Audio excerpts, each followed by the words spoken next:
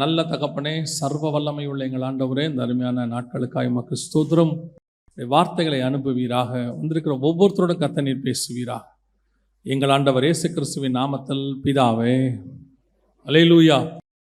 பொதுவாக நீங்கள் பைபிள் முழுக்க பார்த்தீங்கன்னு சொன்னால், இந்த வருகையில் போகிற ஆட்கள் அல்லது ஒரு மிக முக்கியமான ஒரு தரிசனத்தை உரிய ஆட்கள், ஊழியத்தில் இருக்கிறவங்க, ஆவிக்குரியவங்க எல்லாருக்கிட்டையும் ஒரு சுபாவம் இருக்கிறது. வேதத்தில் மோசேவாக இருக்கட்டும், நோவா இருக்கட்டும், ஏனோக்காக இருக்கட்டும், தாவீதாக இருக்கட்டும், எல்லாருக்கிட்டையும் ஒரு ஒத்துமை இருக்குது. என்னென்னா, இவங்க எல்லோரும் தேவனோடு கூட இருக்கிறவர்களாக இருக்கிறார்கள். தேவனோடு கூட சஞ்சரிக்கிறவர்கள், தேவனோடு கூட நடக்கிறவர்கள், தேவனோடு கூட இடைபடுகிறவர்கள். இப்படி ரிலேஷன்ஷிப் பிட்வீன் தி காட்.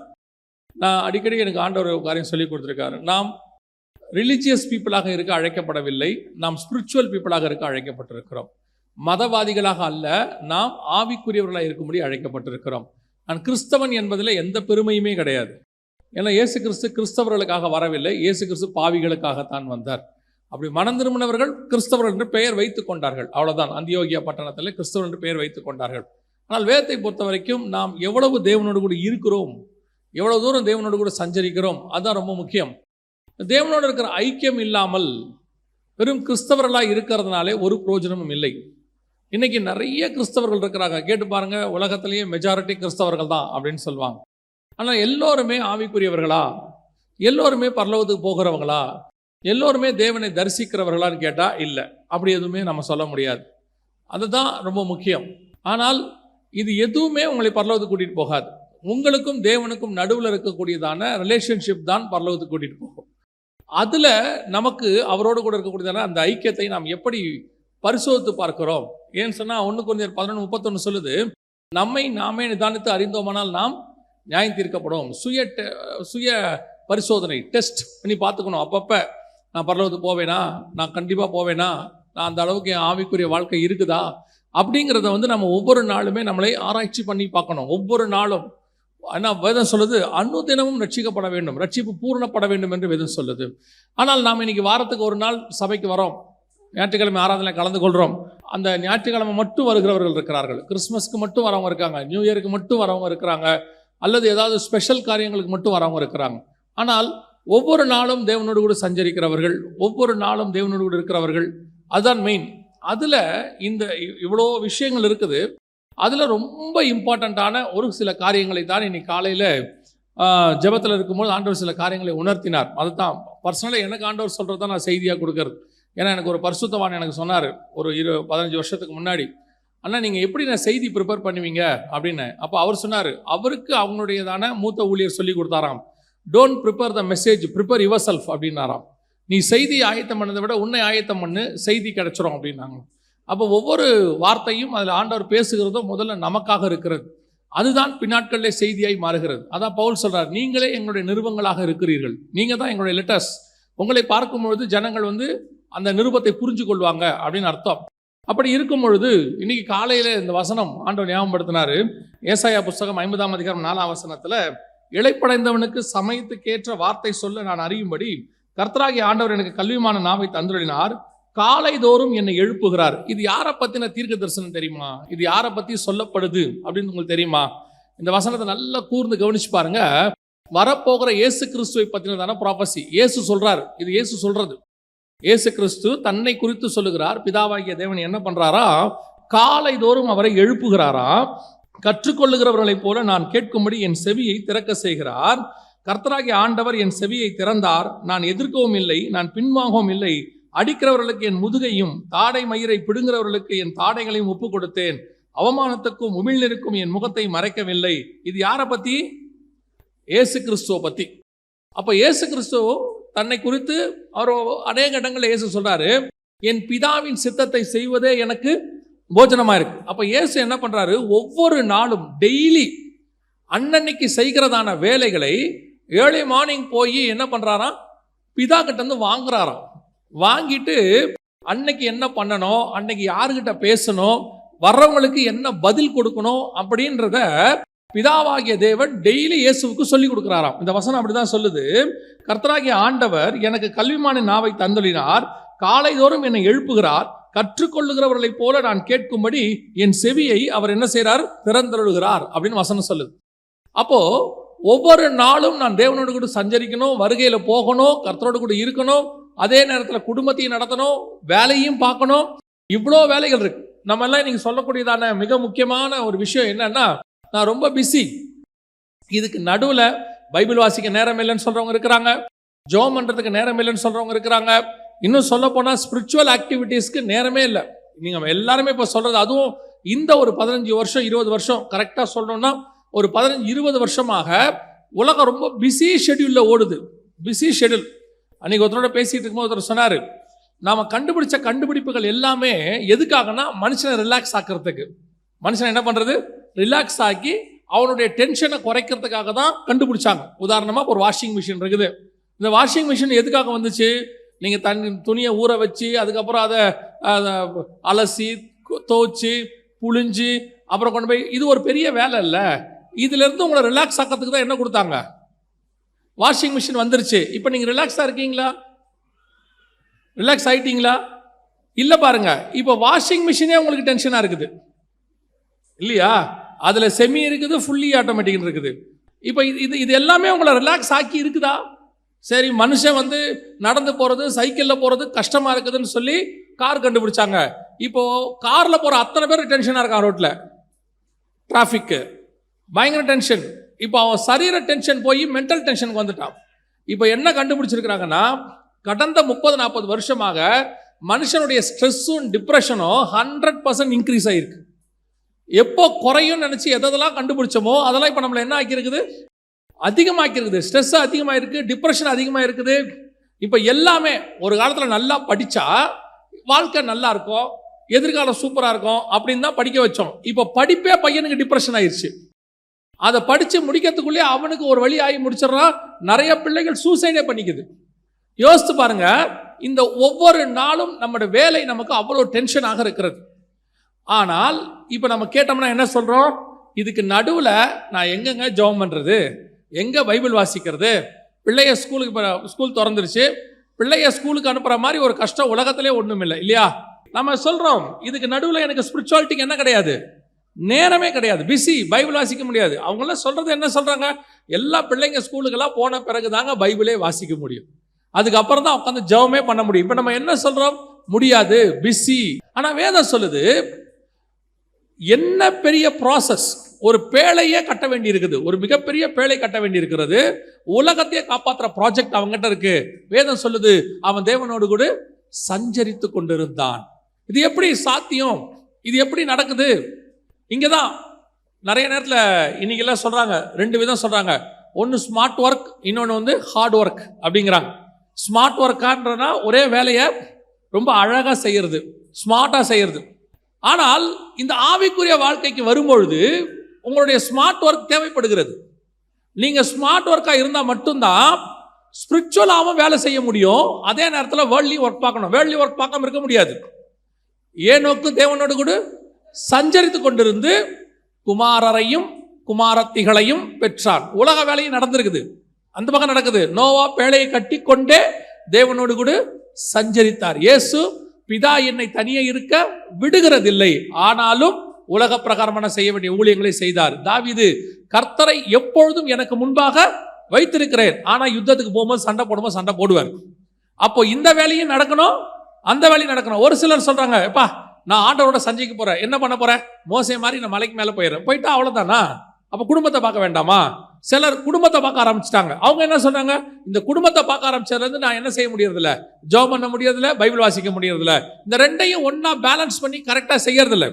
அதுக்கு செய்யறதுக்கு மிக முக்கியமாக நீங்கள் செய்ய வேண்டிய ஒரு ஈஸி மெத்தட் என்னன்னு கேட்டா, இந்த வசனம் சொல்லுது, ஏசாயா 54, காலை தோறும் அவர் என்னை எழுப்புகிறார், கற்றுக்கொள்ளுகிறவனை போல என் செவியை அவர் திறக்குகிறார். அங்க வசனம் சொல்லுது பாருங்க, நான் கேட்கும்படி என் செவியை. காலையில உட்கார்ந்து ஆண்டவர்கிட்ட யூ மஸ்ட், நீங்க உட்கார்ந்து ஆண்டவர்கிட்ட பேசணும். ஆண்டவர்கிட்ட பேசும்போது தான் ஒவ்வொரு நாளும் நீங்கள் செய்ய வேண்டியதை சார்ட் போட்டு ஆண்டவர் கொடுப்பாரு. இதெல்லாம் நடக்குமாங்க, வாய்ப்பு இருக்குதா அப்படின்னு கேட்டீங்கன்னா, இல்லாத விஷயத்த சொல்லல. ஏசாயா 50:4 சொல்லுது, ஒவ்வொரு நாளும் நாம் செய்ய வேண்டியதை என்ன செய்யணும், இளைப்படைந்தவனுக்கு சமயத்துக்கு ஏற்ற வார்த்தை சொல்லும்படி. ஏன் இயேசு எல்லாருக்கும் பர்ஃபெக்டா பதில் கொடுத்தாரு? இயேசு அத்தனை பேருக்கு, பரிசேயர்களுக்கு ஒரு பதில், அதே வேதவாரர்களுக்கு ஒரு பதில், அதே நேரத்தில் சமாரிய ஸ்திரீக்கு பேசும்போது அவங்களுக்கு வேற பதில், 100க்கு அதிபதி வரும்போது வேற பதில், சீஷர்களுக்கு வேற மாதிரி பதில். யார் யாருக்கு என்னென்ன பதில் கொடுக்கணும், எப்படி பேசணும் அப்படிங்கிறத பிதா காலையிலேயே அவருக்கு சொல்லிடுவாராமா. நான் சொல்றது ஒரு உதாரணம், ஒரு டைம் டேபிள்னு வச்சுக்கோங்க. பிதா காலையிலே சொல்லிடுவாரு, இன்னைக்கு உன்னை பார்க்க 12 சீஷர்கள் வருவாங்க, இந்த 12 பேரை நான் செலக்ட் பண்ணியிருக்கிறேன், இந்த வர 70 பேர்ல இந்த 12 பேரை செலக்ட் பண்ணு அப்படின்னு சொல்லிடுவாராம். அது மட்டும் இல்ல, அடுத்து இன்னைக்கு நீ ஒரு சமாரிய ஸ்திரியை பார்க்கணும், அந்த அம்மா வச்சு ஒரு கிராமத்தை ரட்சிக்க வேண்டியிருக்கு, அந்த அம்மா இந்த மாதிரி பேசும், அந்த அம்மாவுக்கு இந்த மாதிரி பதில் கொடுங்க. பிதா அவருக்கு சொல்லிடுவாராம். இயேசு கிறிஸ்து இருக்கக்கூடிய ஒரு அற்புதமான குணாதிசயம். நம்ம வாழ்க்கையில ஏன் இவ்வளோ டென்ஷன்? டெய்லி சிலர்லாம் பார்த்தீங்கன்னா 40 வயசுல பிபி, 35 வயசுல சுகரு. காரணம் என்ன கேட்டா ஒரே வார்த்தை சொல்றாங்க, பயங்கர டென்ஷன், ஸ்ட்ரெஸ், டிப்ரெஷன். இயேசுநாதருக்கு உலகத்தையே சுமந்து தீர்க்கிற பிரச்சனை, அவருக்கு ஸ்ட்ரெஸ்ஸும் இல்லை, டிப்ரெஷனும் இல்லை. அவர் ரொம்ப கூலா இருக்காரு, ரொம்ப கூலா இருக்கிறாரு. சிலர்லாம் பார்த்தீங்கன்னா, உங்களுக்கு நம்ம ஆஃபீஸில் வேலை செய்யும் போது ஆவிக்குரியவர்களை பார்த்தா அந்த ஆவிக்குரிய அல்லாதவர்களுக்கு, நான் பிலீவர்ஸ்க்கு கொஞ்சம் கோபம் வரும். என்ன காரணம்னா, நம்மளை விட அவங்களுக்கு பிரச்சனை கம்மியாக தான் இருக்கும், பட் நம்ம தான் பிரச்சனை ஜாஸ்தி இருப்போம். ஆனால் நம்ம முகத்தில் ஒரு சந்தோஷம் இருந்துகிட்டே இருக்கும், நம்ம ஒரு பாட்டு பாடிக்கிட்டே இருப்போம், இல்லைன்னா ஒரு ஒரு நம்ம முகத்தில் ஒரு ரட்சிப்பின் சந்தோஷம் இருக்கும். இதை பார்த்த உடனே அந்த நான் பிலீவருக்கு கோபம் வரும். பெரும்பாலும் நமக்கு மேலே இருக்கிற மேனேஜருக்கு கோபம் வரும். என்ன இவன் நம்மளோட கம்மியாக சம்பளம் வாங்குறான், ஆனால் ஆள் சந்தோஷமாகவே இருக்கிறானே அப்படின்னு சொல்லிட்டு நமக்கு மேலே இருக்கிறவங்களுக்கு கோபம் வரும். அதுவே எரிச்சலாக மாறும். ஒரு நாள் கூப்பிட்டு கேட்பாங்க, என்ன ரொம்ப முகத்தில் சந்தோஷமா இருக்க என்ன அப்படிம்பாங்க. நமக்கு அந்த சந்தோஷம் எதனால வருதுன்னு கேட்டீங்கன்னா, பணத்தினாலேயோ வேற எதனாலேயோ வரல, ஆண்டவர் நமக்குள்ள அந்த சந்தோஷத்தை கொடுத்து வச்சிருக்கிறார். அது டெய்லி நம்ம முகத்துல பிரதிபலிக்குது. நமக்கு இல்லாத பிரச்சனையா? நீங்க யோசிச்சு பாருங்க, நம்ம சோகத்துல பாட்டு பாடுவோம். நம்ம ரொம்ப பாரம் ஆயிடுச்சுன்னா, ரொம்ப ஒரு வாரம் இதானதுன்னா அதை நம்ம ஒரு பாட்டில் தான் எக்ஸ்பிரஸ் பண்ணுவோம். ஆனா தூரத்துல இருந்து பார்க்குறவனுக்கு என்ன தோணுன்னா, எவ்வளவு சந்தோஷமா இருந்தா அவன் பாடின்னு போவான். அவன் அப்படிதான் நினச்சிப்பான். நான் ஊழியத்துக்காக வெளிநாட்டிலேருந்து வந்துட்டேன். வந்து ஒரு 11 மாதம் எனக்கு ஊழியமே கிடையாது. அப்போ என் நண்பர் ஒருத்தர் நான் பிலீவர், அவர் என் கூட இருந்தார். அவர் பக்கத்து வீடு. நான் அவர் தான் டெய்லி போவோம் வருவோம். எனக்கு பிரச்சனைக்கு நடுவில் பாட்டு பாடிட்டே இருக்கணும். எனக்கு பாடினா தான் நான் ரிலாக்ஸ் ஆவேன். அப்போ நான் என்ன செய்கிறேன், பாடிட்டே இருக்கிறேன். ஒரு நாள் எங்கள் அம்மா கிட்ட போய் என் ஃப்ரெண்டு கேட்குறாரு, அம்மா எனக்கும் அவனுக்கும் ஒரே பிரச்சனை, 2 பேருக்கும் 2 பிள்ளைகள், எனக்கும் ஃபீஸ் கட்டுற ப்ராப்ளம் இருக்குது, அவனுக்கும் இருக்குது, எனக்கு நல்லா தெரியுது. இன்னும் சொல்ல போனால் எனக்காவது கொஞ்சம் சோர்ஸ் இருக்குது, அவன் ரொம்ப கஷ்டப்படுறான்னு தெரியுது. ஆனால் எப்படிம்மா அவன் சிரிச்சுக்கிட்டே இருக்கிறான் அப்படின்றான், பாட்டு பாடிட்டே இருக்கிறான். காரணம் என்ன? இது வேற எதாலையும் வந்ததல்ல, கர்த்தர் நம்மோடு கூட இருந்து அதை ஏற்படுத்துகிறார். உங்களுக்குள்ள ஆண்டவர் இருந்தால் அந்த சந்தோஷம் தானாய் வரும். அந்த ரிலாக்ஸ், உங்களை டென்ஷன் ஆகாம கர்த்தர் பார்த்துப்பார். எவ்வளவு பிரச்சனை வேணா இருக்கட்டுமே, அதுக்கு நீங்க செய்ய வேண்டிய பிரதானமான வேலை என்னன்னா, காலை தோறும் உங்களை அவர் எழுப்புகிறாராம். காலையில ஏர்லி மார்னிங். இன்னைக்கு கிறிஸ்தவர்கள் கிட்ட இல்லாத ஒரு சுபாவமாய் மாறிடுச்சு. வாசிங்க மார்க் எழுதின சுவிசேஷம் 1ஆம் அதிகாரம் 33, 34, 35 வாசிங்க. பட்டணத்தார் எல்லாரும் வீட்டு வாசலுக்கு முன்பாக கூடி வந்தார்கள். பலவிதமான வியாதிகளினால் உபத்திரவப்பட்டிருந்த அநேகரை அவர் சொஸ்தமாக்கி அநேகம் பிசாசுகளையும் துரத்திவிட்டார். அந்த பிசாசுகள் தம்மை அறிந்திருந்தபடியால் அவைகள் பேசுகிறதற்கு அவர் இடங்கொடுக்கவில்லை. அவர் அதிகாலையில் இருட்டோடே எழுந்து புறப்பட்டு வனாந்தரமான ஓரிடத்திற்கு போய் அங்கே ஜெபம் பண்ணினார். நைட்டு முழுக்க என்ன நடந்திருக்குது? ஊழியம் நடந்திருக்குது நைட்டு முழுக்க. இன்னும் நீங்க மத்தியில அது இருக்கு, போய் வாசித்து பாருங்க. நெடுநேரம் அவர் சுகமாக்கி கொண்டிருந்தார்னு இருக்குது. ஆனால் வசனம் சொல்லுது, இவ்வளோ மினிஸ்ட்ரியை முடிச்சுட்டு அவர் அதிகாலையில் இருட்டோடு எழுந்து. அப்படின்னா என்ன அர்த்தம்? அவர் வேலை இருக்குது, யார் இங்க வேலை இல்லைன்னு சொல்லல. ஆனால் early morning prayer is very important. அதிகாலையில், இந்த அதிகாலை என்கிறதை எல்லா கிறிஸ்தவர்களும் கண்டிப்பாக செய்ய வேண்டியது. இது ஆப்ஷனே கிடையாது, நோ மோர் ஆப்ஷன். ஏன்னா காலை தோறும் அவருடைய கிருபை எப்படி இருக்கிறது? புதிதா இருக்கிறது. காலை தான், அது ஏர்லி மார்னிங். அதுவும் ஒரு ஊழியத்துக்குள்ள இருக்கிறவங்க, ஆவிக்குரிய வாழ்க்கையில் இருக்கிறவங்க, ஊழியம் செய்ய விரும்புறவங்க, அல்லது குடும்பத்தை சக்சஸ்ஃபுல்லா நடத்தணும்னு நினைக்கிறவங்க, வியாபாரம் சக்சஸா இருக்கணும்னு நினைக்கிறவங்க, உங்க லைஃப்ல கர்த்தர் இருந்து சக்சஸா போகணும்னு நினைக்கிற அத்தனை பேரும் செய்ய வேண்டிய மிக முக்கியமான practice, exercise early morning prayer. பெற்றோருக்கு சொல்லுகிறேன், பிள்ளைகளை காலையில எழுப்புங்க. Early morning எழுப்புங்க. நீங்களே என்னத்த பாவம் பார்க்காதீங்க. ஐயோ பாவம் பிள்ளை ஸ்கூலுக்கு போகுது, ஸ்கூலுக்கு தான் போகுது. நீங்க சொல்றது எப்படி இருக்குன்னா, அது AK-47 எடுத்துக்கிட்டு வார் ஃப்ரண்ட்டுக்கு போகுதுன்ற மாதிரி இருக்குது. அது ஸ்கூலுக்கு போகுது, அது ஸ்கூலுக்கு போகுது. அதுவும் என்ன போகுது, காலையில் தூக்கி ஒரு மூட்டையை தூக்கி அது மேலே போடுறீங்க, 7:30 போகுது. இருக்கட்டும், இது எல்லாம் அது ஒரு வருஷம் பாஸ் பண்றதுக்காக நீங்க பண்றது. ஆனா உங்க பிள்ளை லைஃப்ல பாஸ் பண்ணணும்னா உங்க பிள்ளைக்கு நீங்க சொல்லிக் கொடுக்க வேண்டியது ஏர்லி மார்னிங் பிரேயர். இது ரொம்ப முக்கியம். இன்னைக்கு ஆவிக்குரிய குடும்பங்கள் அல்லது கிறிஸ்தவ குடும்பங்களில் காலை ஜெபம் கிடையாது. காலையில ஒரு 3 மணிலிருந்து, எங்க 3 மணியா அப்படின்னு கேட்காதீங்க, 3 to 6 தான் இருக்கிறதுலே best time for the prayer. 3 to 6, 6க்கு முடிச்சிடணும். 3 to 6னா ஆரம்பிக்கிறது இல்லை, 6க்குள்ள முடிச்சிடணும். Best time. நான் சொல்லல, சயின்ஸே சொல்லுது. இதை நம்ம ஆண்டவர் தான் ஃபர்ஸ்ட் சொல்லியிருக்கிறார். எங்கன்னா வாசிங்க, ஆதியாகமத்தின் புஸ்தகம் 3ஆம் அதிகாரம் 8வது வசனம் வாசி. ஆதியாகமம் 3:8 வாசி. பகலில் குளிர்ச்சியான வேளையிலே தோட்டத்தில் உலாவும் தேவனாகிய கர்த்தருடைய சத்தத்தை அவர்கள் 3 மணிக்கு அவர் என்ன பண்றாரு, காலையில பகலில் குளிர்ச்சியான வேலை. பகல்ல குளிர்ச்சியான வேலை என்ன தெரியுமா? எல்லா நாட்டிலையும் எடுத்திருக்கிறாங்க, ஆல் ஓவர் த வேர்ல்டு. எல்லா நாட்டிலையும் ஒரு நாட்டுக்கு குளிர்ச்சியான டைம் எது அப்படின்னு பார்த்தா, ஜனங்க எல்லாம் படுத்து, வாகனம் எல்லாம் ஓடி, கூடுமான வரைக்கும் எல்லாம் சைலண்ட் ஆகி, அது வரைக்கும் இருந்ததான சூடெல்லாம் குறைஞ்சி, ஒரு அமைதியா ஒரு இருக்கிறதுலையே அங்க ஒரு சில்லுன்னு இருக்கக்கூடிய கிளைமேட் எத்தனை மணிக்கு வருதுன்னா, ஏர்லி மார்னிங் 3 o'clock தான் வருதாமா. Early morning 3 o'clock. நீங்க கூட பாருங்க, நல்லா தூங்கும் போது 10 மணிக்கு கூட படுத்துருவீங்க, ஆனா 3 மணிக்கு ஏசி ஆஃப் பண்ணிடுவீங்க. அந்த 2-3 மணி ஆகும்போது குளிர் உச்சத்துக்கு போகுது, நம்மள அறியாம 2 டிகிரி இன்க்ரீஸ் ஆகும். ஏன்னா எல்லாம் ஓடி அடங்கும் போது ஆட்டோமேட்டிக்கா குளிர் ஆகுதுன்னு சொல்றாங்க. அதே நேரத்துல நம்ம பாடியும் பகல் ஃபுல்லா ஓடி, நீங்க 9-10 மணிக்கு படுத்துட்டா கூட காலைல ஒரு 3 மணி போலதான் நம்ம பாடி ஃபுல்லா அமைதியான ஒரு இடத்துக்கு மைண்ட் வருதாமா. அதான் ரைட் டைம் ஃபார் மெடிடேஷனுங்கிறான், 3 to 6. இந்த அதிகாலை குளிர்ச்சியான நேரம், ஏர்லி மார்னிங் இருட்டோடு அப்படின்னு பார்த்தோம்ல, இதை நம்ம அத்தனை பேரும் எழுந்திருக்கணும். இதை நம்ம அத்தனை பேரும் எழுந்திருக்கணும். நாங்க எங்க பைபிள் காலேஜில் தங்கி இருக்கிறோம். நான் அது நீங்க விளையாட்டாவும் எடுத்துக்கலாம், பட் எனக்கு அது சீரியஸ். எங்க பைபிள் காலேஜுக்கு பின்னாடி ஒரு மயில் இருக்குது, அது ஒரு காடு மாதிரி மயில் இருக்குது. அந்த மயில் 4:30 மணிக்கு அகவும். மயில் குயில் தான் கூவும், மயில் அகவும். மயில் கத்தோன்னு வச்சுக்கோங்களேன், உங்க பாஷையில் சொன்னா எத்தனை மணிக்கு கத்தோம்னா 4:30 மணிக்கு கத்தோம். நான் 3:30க்கு எழுந்திரிச்சு ஜோம் பண்றாள். நான் 3:30 மணிக்கு ஜோம் பண்ணுவேன், கரெக்டாக ஒரு 4:30 மணிக்கு அந்த சவுண்டு வரும். ஒரு நாள் நான் 4:30 வரைக்கும் தூங்கிட்டேன். 4:30 மணிக்கு எழுந்திரிச்சு ரெஃப்ரெஷ் ஆகிட்டு இருக்கிறேன், மயில் கத்துது. உண்மையிலே ஆத்மாக்குள்ள ஒரு துக்கம் வந்துருச்சு. இன்னைக்கு மயில் முந்திருச்சு. டெய்லி நான் தான் முந்துவேன், இன்னைக்கு மயில் என்ன செஞ்சிருச்சு, முந்திருச்சு. மறுநாள்ல இருந்து உற்றக்கூடாது. ஆவியானவர் சொன்னார், உற்றாத, காலைல எழுந்திரி, நீயா அதுவான்னு பார்த்துருவோம். அந்த மாதிரி கர்த்தரை துதிக்கிறதுக்கு காலையில் எழுந்திரிக்கிறதுக்கு போட்டி வரணும், இயற்கையோட போராடணும். இயற்கையெல்லாம் ஏர்லி மார்னிங் நல்லா கவனிச்சு பாருங்க, பறவையெல்லாம் நைட்டு சவுண்டே கொடுக்காது. கரெக்டா காலையில 4:30 மணிக்கு பாருங்க, எல்லா சவுண்டும் வரும். காக்கா கத்துற சவுண்டு, குருவி கத்துற சவுண்டு, மயில் கத்துற சவுண்டு, எல்லாம் வசனம் சொல்லுது. காலை நம்ம எல்லாம் கத்தரை நோக்கி பார்க்குதான், கத்தரை துதிக்குதான்.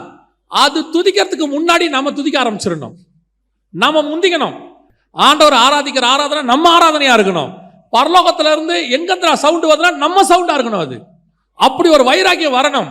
உங்க வீட்டுல அப்படி ஒரு சவுண்டு வந்துச்சுன்னா யோசிச்சு பாருங்க, பரலோகத்தினுடைய விஷன் நேரம் உங்க வீட்டுல இருக்கும். தேவ தூதர்கள் ஏறுகிறதும் இறங்குகிறதும் உங்க வீட்டுல இருக்கும். இப்படி சபையில இருக்கிற எல்லா விசுவாசியும் 3-4 மணிக்கு எழுந்து ஜோம் பண்ண ஆரம்பிச்சா யோசிச்சு பாருங்க, அதற்கு பேர் தான் ரிவைவல், அதற்கு பேர் தான் எழுப்புதல். எழுப்புதல் என்பது வெளியிருந்து உள்ளே வராது, எழுப்புதல் என்பது உள்ள இருந்து வெளியே போகும். அதான் முக்கியம். எழுந்திருக்கிறோமா, ஒரு பேசிக் இதான். ஆனா இதான் பிரைமரி.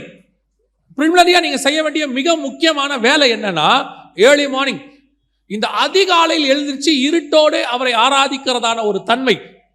2வது, அதே வசனம் எப்படி இருக்குன்னு கவனிச்சுல வாசிச்சு பாருங்க.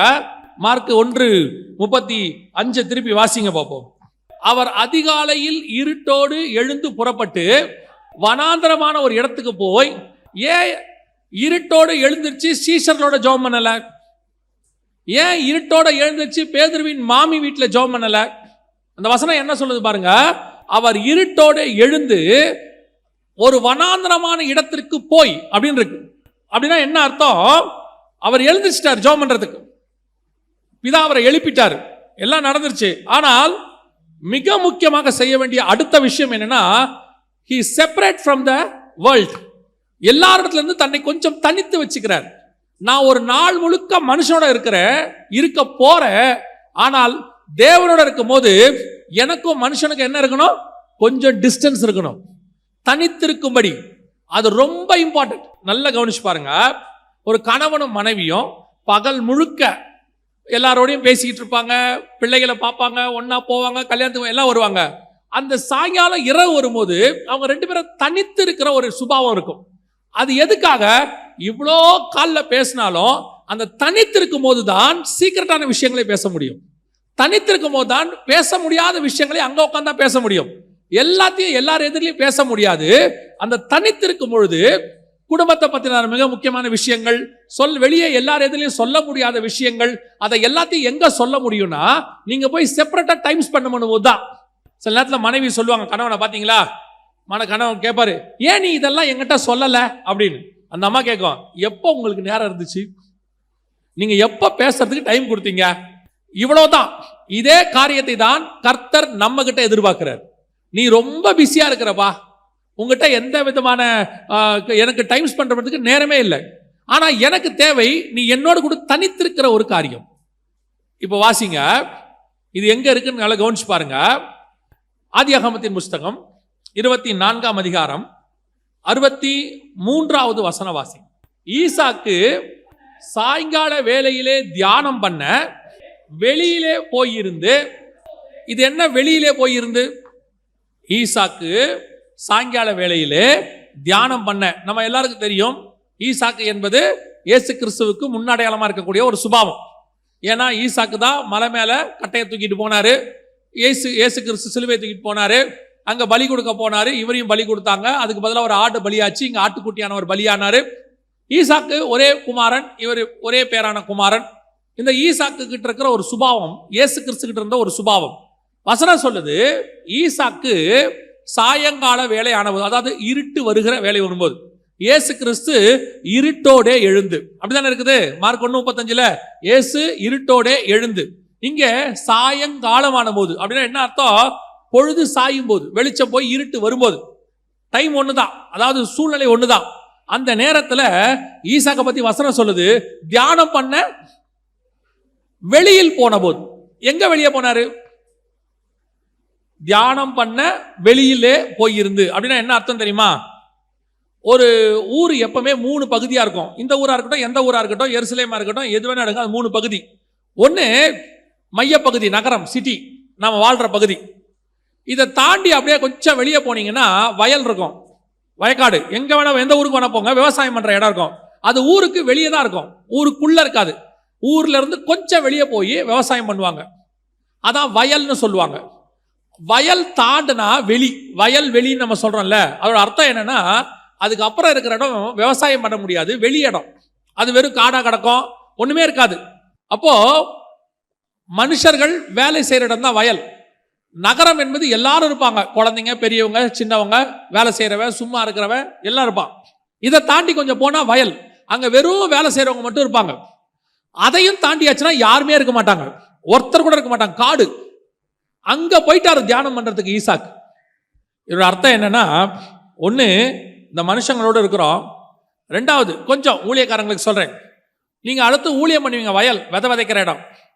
அதையும் தாண்டி யாருமே இல்லாத ஒரு தனியான இடத்துக்கு தான் நீங்கள் தியானம் பண்ண போகணும். இயேசு கிறிஸ்து வனாந்திரமான ஒரு இடத்திற்கு போனார்னு இருக்கு. ஏன் அப்படின்னு கேட்டா, இயேசு கிறிஸ்து எல்லாரோடும் இருக்கிறவர் தான், ஆளண்டாதவர்லாம் கிடையாது. ஆனால் எப்போ அவர் தேவனோடு கூட இருக்கணும்னு முடிவு பண்ணிட்டாரோ அந்த நேரத்தில் வேற யாரோடும் அவருக்கு தொடர்பு இல்லை. ஒன்று தேவனோடு, இல்லை மனுஷனோடு. இன்னைக்கு நாம ஜெபம் பண்றோம், காலையில் எழுந்திருக்கிறோம், ஆனால் தேவனோடு கூட தனித்திருக்கிற ஒரு அனுபவம் இருக்கிறதா? தேவனுக்குன்னு ஒரு தனி டைம் நம்ம கிட்ட இருக்குதா? அந்த தனி டைம் தான் நீங்க செய்ய வேண்டிய 2வது முக்கியமான காரியம். ஃபர்ஸ்ட் ஏர்லி மார்னிங் எழுந்திரிக்கணும். ரெண்டாவது, you must spend time with God. அந்த நேரத்தில் வேற யாரோடையும் உங்களுக்கு தொடர்பு இருக்கக்கூடாது, வேற யாரோடையுமே இருக்கக்கூடாது. அப்படின்னா என்ன, யாருமே வேண்டாமா? யாரும் வேண்டான்னு அர்த்தம் கிடையாது. அவங்க எல்லாரும் ஒரு குறிப்பிட்ட நேரம் தேவனோடு இருக்கும்போது அவங்களுக்கு என்ன கிடையாது, நம்மகிட்ட இடம் கிடையாது. அது ஏர்லி மார்னிங் அப்படி ஒரு டைம் நீங்க கொடுத்துடணும். இன்னைக்கு இருக்கிறதுலே பெரிய பிரச்சனை. நீங்க சொல்லிடலாம், நான் தனியாக தாங்க காலையில் எழுந்துச்சு ஜோம் பண்றேன், நான் ரூம்ல சாத்திப்பேன், யாருமே கிடையாது. யாருமே இல்லை, ஆனால் பக்கத்தில் ஒரு ஃபோனுன்னு ஒன்று இருக்கும். உங்கள் பக்கத்தில் என்ன இருக்குது? ஃபோன் இருக்குது. மனைவி ஒருத்தர் தான், பிள்ளைங்க 2 பேர், ஆனால் ஃபோனுக்குள்ள 1000 கான்டாக்ட் இருக்குது. 1000 கான்டாக்ட். இவங்க அத்தனை பேரும் உங்களுக்கு வாட்ஸ்அப் பண்ணுவாங்க. எதுக்கு தான் கூப்பிட்டுமே, என்னவானா இருக்கட்டுமே. தேவனோடு கூட இருக்கிற நேரத்தை விட முக்கியமான நேரம் வேறு ஒன்று உலகத்தில் கிடையவே கிடையாது. அந்த தேவனுக்குன்னு ஒரு டைம் கொடுக்கணும்ல, டைம் ஏந்திரிச்சு அவருக்கு தனியா ஸ்பெண்ட் பண்ணணும்ல, அவர் கூட உட்காரணும்ல. இன்னைக்கு இருக்குதா? அந்த தனித்திருக்கிற ஒரு அனுபவம் இருக்குதா? குடும்ப ஜபம் இருக்கு, அதுவே இல்ல, இருக்குன்னு நான் நம்புறேன். குடும்ப ஜபம் இருக்கு, கூடி வந்து ஆராதிக்கிறது ஒரு காங்கிரிகேஷன் இருக்கு. ஆனால் தேவனோடு கூட தனித்திருக்கிற ஒரு அனுபவம் உங்களுக்கு இருக்கா? அமெரிக்காவினுடைய த சக்சஸ்ஃபுல் பிரசிடென்ட் அப்படின்னு சொல்லுவாங்க. யாருன்னு கேட்டீங்கன்னா ஆபிரகாம் லிங்கன். இவர் தான் இருக்கிறதுலே மோஸ்ட் சக்சஸ்ஃபுல் பிரசிடென்ட். இவர் தான் அமெரிக்காவை வந்து ஒரு ரைட் பாதைக்கு வடிவமைச்சவர். ஆனால் இவர் தேவ மனுஷன், நல்ல ஆண்டவரை தேடுற ஒரு மனுஷன், பைபிள் வாசிக்கிற மனுஷன். ஒரு நாள் ஒரு பெரிய பணக்காரர், அந்த அமெரிக்காவில் இருக்கிற மில்லியனர், அவர் என்ன பண்றாரு, இவர்கிட்ட அப்பாயின்மெண்ட் கேட்கிறார். இந்த மாதிரி உங்களை நான் பார்க்கணும் அப்படின்னு சொல்லி. ஆபிரகாம் லிங்கனுக்கு வந்து த மோஸ்ட் பிஸியஸ்ட் பிரசிடென்ட். ஏன்னா அவர் அப்பதான் அமெரிக்காவே வடிவமைக்கிறாங்க. அங்க வெளிநாட்டுக்காரங்க அவங்க இவங்க பிஸியா இருக்கிறார். இந்த மனுஷனுக்கு டைமே கொடுக்க முடியல. இந்த மனுஷனும் அப்ரோச் பண்ணி கடைசியில ஒரு நாள், ஐயா ஏதாவது ஒரு 1/2 மணி நேரம் கொடுங்கயா அப்படின்னு. கடைசியில பிரசிடென்ட் ஆபீஸ்ல இருந்து போன் வருது, நீங்க காலையில 5 மணிக்கு வாங்க, பிரசிடென்ட் கூப்பிடுறாரு, 5 o'clock அப்பாயின்மெண்ட். அமெரிக்காவில் 5 மணி குளிருங்கிறது எப்படி இருக்குன்னு உங்களுக்கு தெரிஞ்சிருக்காதுன்னு நினைக்கிறேன். பெங்களூரை விட ஒரு 4 மடங்கு அதிகமாக இருக்கும். ஆனாலும் அந்த மனுஷன் சரி 5 மணிக்கு, ஆனால் பிரசிடென்ட் நம்மளை 5 மணிக்கு கூப்பிட்றாரே அப்படின்னு சொல்லிட்டு பிரசிடென்ட்டை பார்க்க பிரசிடென்ட் ஆஃபீஸுக்கு போயிட்டார், ஜனாதிபதி ஆஃபீஸுக்கு போயிட்டார். போய் அந்த ஜனாதிபதி ஆஃபீஸில் முன்னாடி உட்கார சேரில் உட்காந்தா உள்ள ஒருத்தர் பேசிகிட்டு இருக்கிறார். இந்த மனுஷனுக்கு ஷாக். நம்மளே 5 மணிக்கு வந்திருக்கிறோம், யாரோ ஒருத்தருக்கு 4:30 மணிக்கு அப்பாயின்மெண்ட் கொடுத்துருக்கிறார், அவர் வந்து 5 மணி வரைக்கும் பேசிக்கிட்டு இருக்கிறார் அப்படின்ட்டு. சரியா 5 மணி உள்ளேருந்து பெல் அடிக்கிறார், உள்ள வாங்க அப்படின்னு சொல்லி. இவர் வெயிட் பண்றாரு, உள்ள போல, திருப்பி பெல் அடிக்கிறார், உள்ள வாங்க அப்படின்னு. உள்ள போய் கதவை திறந்துட்டு இப்படி பார்க்கறாரு. உடனே லிங்கன் கேட்டாராம், என்ன பார்க்குறீங்க அப்படின்னு. இல்லை நீங்கள் ஒருத்தரோட பேசிட்டு இருந்தீங்க, அவர் வெளியே வரட்டும் தான் நான் வெயிட் பண்ணேன், அதான் நான் வேற ஏதாவது டோர் இருக்கா இப்படி போயிட்டாரான்னு பார்க்குறேன் அப்படின்னு. இப்போ ஆபிரகாம் லிங்கன் சொன்னாராம், நான் மனுஷங்கிட்ட பேசுறதுக்கு முன்னாடி தேவனோடு கூட தனித்திருப்பது என்னுடைய வேலை. டெய்லி ஃபஸ்ட்டு நான் ஆண்டவர்கிட்ட தான் பேசுவேன், அதுக்கப்புறம் தான் நான் மனுஷங்கிட்ட பேசுவேன். இன்னைக்கு உங்களுக்கு 5 மணிக்கு அப்பாயின்மெண்ட்டு, அதனால நான் மார்னிங் ஒரு 4 o'clockலாம் எழுந்திரிச்சு நான் ரெடி ஆகி ஒரு 1 hour ஆண்டவர்கிட்ட பேசிட்டேன். ஏன்னா ஆண்டவர்கிட்ட பேசாமல் நான் மனுஷங்கிட்ட பேச மாட்டேன். யோசித்து பாருங்க, ஒரு அமெரிக்க ஜனாதிபதியே அவ்வளோ பிஸி ஷெட்யூல்ல தேவனோடு கூட தனித்திருக்கணும் என்று விரும்பும் போது நீங்கள் நானும் யாரு? நீங்கள் நானும் என்ன அப்படி செஞ்சிட்டோம்? வேலை இருக்கு, நான் இல்லைன்னு சொல்லலை. இயேசுநாதர் கூட சாயங்காலம் வரைக்கும் இருந்தார். இருட்டோட எழுந்திருந்து ஒரு தனியான வனாந்தரமான இடத்திற்கு போனார். ஈசாக்கு சாயங்கால வேளையில தியானம் பண்ணும்படி வெளியில் போயிருந்தான். எல்லாரையும் விட்டுட்டு எல்லாம் ரிலாக்ஸ் ஆகி மொத்தத்தையும் கொஞ்சம் ஓரமா வச்சுட்டு தேவனோடு கூட தனித்து இருக்கணும், ஆண்டவர்கிட்ட உட்கார்ந்து இருக்கணும். அப்பதான் அவர் என்ன சொல்றாருன்னு உங்களுக்கு கேட்கும். பல நேரங்கள்ல நீங்கள் போய் உட்கார்ந்து ஆண்டவர்கிட்ட நீங்க தான் பேசிக்கிட்டு இருக்கிறீங்க, ஆண்டவர் பேசுனதை கேட்டீங்களா? இந்த வசனம் என்ன சொல்லுது? ஏசாயா 50:4, கற்றுக்கொள்ளுகிறவனை போல நான் கேட்கும்படி என் செவிகளை கவனிக்க செய்கிறார். அவர் பேசுறாரா, இயேசு கேட்கிறாராம். ஆனா இங்க பெரும்பாலும் என்ன நடக்குது? நாம பேசுறோம், தேவன் கேட்கிறார். ஏன்? நம்மளை பத்தி ஆண்டவருக்கு தெரியாதா? நம்மளை பத்தி எல்லாம் அவருக்கு தெரியும். சரி, நீங்க கேட்கறதா கூட இருக்கட்டும், எப்போ பார்த்தாலும் நீங்களே கேட்டுக்கிட்டு இருக்கிறீங்களே, எப்போ தேவன் உங்ககிட்ட பேசினார்? எப்போ தேவனுடைய சத்தத்தை நீங்க கேட்டீங்க? அதுக்கான நேரத்தையோ அதுக்கான இடத்தையோ கொடுத்தீங்களா? இப்ப பாருங்க, ஒரு பிஸியான ரோடு இருக்கு, மார்க்கெட் ரோட். ஒரு 50 அடியில இருந்து உங்க கணவரோ அல்லது சொந்தக்காரங்களோ ஒன்று சொல்றாங்க. நீங்க என்ன சொல்லுவீங்க தெரியுமா? ஒண்ணுமே கேட்கல.